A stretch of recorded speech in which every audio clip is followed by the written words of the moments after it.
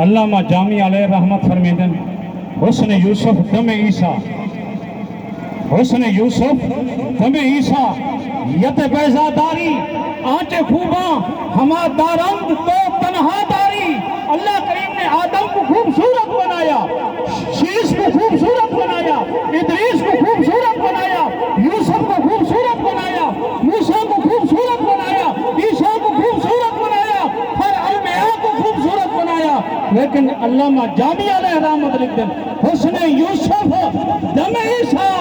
ید بیداداری، سارا خوبیاں محبوبہ اللہ کریم نے تیرے ویچ عطا کر۔ مولانا غلام مصطفیٰ صاحب خیالات دا اظہار فرمیشن جناب مولانا غلام مصطفیٰ صاحب۔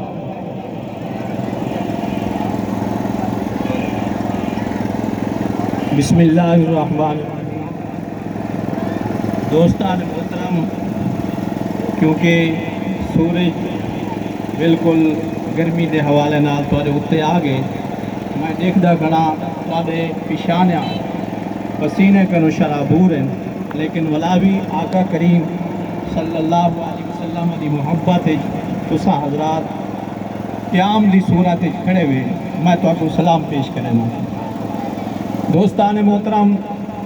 اہل علاقہ دے وچوں جڑے احباب علماء کرام دی زیر قیادت ان جلوس سے شرکت کی ہے، میں انہاں تمام احباب کو دل دی اتھاہ گہرائیں دے نال سلام پیش کرنا اور انہاں کو خوش آمدید آکھنا۔ دوستان محترم، تساں اساں الحمدللہ ثم الحمدللہ خوش قسمت اور سعادت مند سے اللہ نے ساکوں او نبی او رسول عطا فرمائے جڑے امام الانبیاء ہیں، اور جڑے آقا کریم صلی اللہ علیہ وسلم نے اللہ پاک نے ساکو عطا فرمائے، اللہ نے انہاں دے بارے فرمائے او میرے محبوب ہیں۔ ہون تارے سامنے قبلہ علامہ مفتی صاحب سرکار دے حسن و جمال دا ذکر کریں دے پہ ہن کہ ہر محبت کرن والے نا آقا کریم صلی اللہ علیہ وسلم دی صفت اور توصیف اور تعریف کی ہے اپنے اپنے حوالے نال، اپنے اپنے ذوق دے نال۔ اگر اسا قرآن کو پڑھوں جی میں میرے عزیزی علامہ محمد مدثر صاحب پہلے آدھے پہ ہن اعلیٰ حضرت کنو کہیں سوال کیتا ہا کہ قرآن آقا کریم صلی اللہ علیہ وسلم دا میلاد کتھا بیان ہے۔ اعلیٰ حضرت نے انہاں کو یہ جواب دیتا، اگر تمہارے دل محبت رسول ہوئے ہاں، ہر لفظ، ہر حرف، ہر جملہ، ہر اعراب اور ہر حروف تہجی دا ایک ایک حرف اگر تسا پڑھو تو اندے وچ آقا کریم صلی اللہ علیہ وسلم دی تعریف اللہ پاک نے فرمائی ہے۔ دوستان محترم، سرکار دو عالم صلی اللہ علیہ وسلم آپ او کریم ذات ہیں، آپ او حسن و جمال دے مالک ہیں۔ ایک شعر، ایک حدیث پاک دی انہوں نے تشریح کی دیئے، اور جی میں حضرت جبریل امین کنو آقا کریم صلی اللہ علیہ وسلم نے دریافت کیتا کہ تسا ساکو دسو ان دنیا دے وچ اللہ نے سونا کی کو بنائے، تسا تمام انبیاء کرام علیہ السلام دی خدمت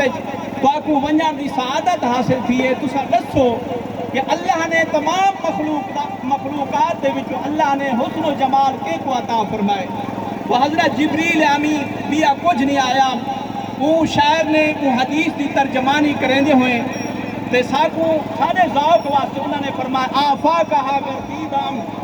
مہر بوتاں ورزیدام بسیار خوباں دیدام لیکن تو چیزیں دیگریں۔ انہیں سرکار دو عالم صلی اللہ علیہ وسلم دے حسن و جمال کو ذکر کیتے، اور بے شاعر نے یہ آکے یا صاحب الجمال یا صاحب الجمال و یا سید البشر میو وجہ کل منیر لقد نور القمر لا یمکن الثناء کما کان حقہ بعد از خدا بزرگ توئی قصہ مختصر۔ یا صاحب الجمال کہ اللہ نے مخلوقات دے وچوں جتنا اگر کہیں کو حسن و جمال دیتے،